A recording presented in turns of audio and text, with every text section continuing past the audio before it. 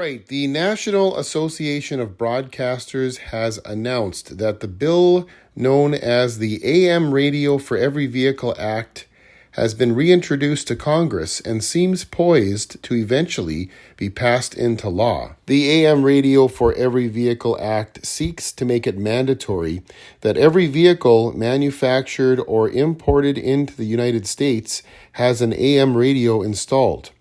AM radio, along with other traditional forms of radio communication, such as CB radio and even over-the-air antenna television, have proven to be absolutely vital in the wake of devastating disasters such as Hurricanes Helene and Milton and the California wildfires. These devastating events have left many people without power, water, medical care, and in many cases, any way to call for help or garner any updates or timely information to help them stay safe.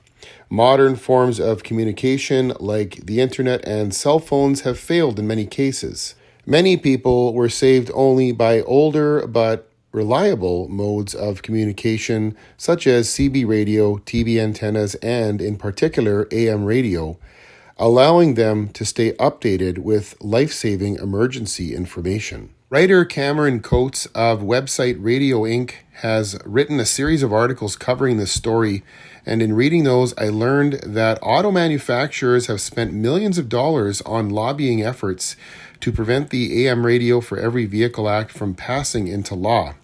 According to the articles, in 2024 alone, automakers spent a combined $26 million plus to pay lobbying firms to rally against the AM Radio Act. Car makers claim that declining listenership and AM radio as a source of electrical interference to vehicle electronics, in particular electric vehicles, as being reasons to delete AM radio from new cars altogether. They say that the added cost of electromagnetic shielding to prevent AM radio interference with vehicle electronics, in particular electric vehicles, would be quote-unquote crippling. However, the Congressional Budget Office released a report saying that the cost of complying with this mandate would be minimal to automakers. The reality is, though, that car manufacturers also are encouraging paid subscriptions to music and radio services, many that you must connect your phone to before you can use those services, which also brings up privacy concerns and as well drives up costs for consumers. Besides being a hub of information for many listeners who regularly rely on local AM radio for timely news, weather and sports, AM radio is also a source of cultural programs in languages other than English for many communities. AM radio has a very wide reach and can disperse critical emergency information to a large number of citizens quickly. It's also absolutely free to access, no subscription needed.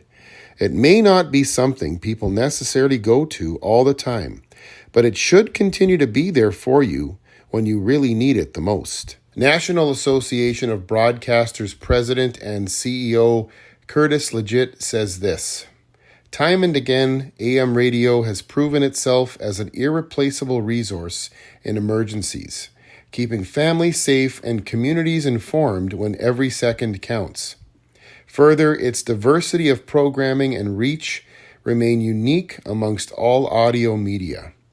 We urge Congress to move quickly to pass this important legislation and ensure Americans continue to benefit from this free, life-saving service." Many rural areas, which are much more vulnerable in times of natural disasters, weather events, and emergencies, often lack sufficient infrastructure for reliable internet and cell phone communication service.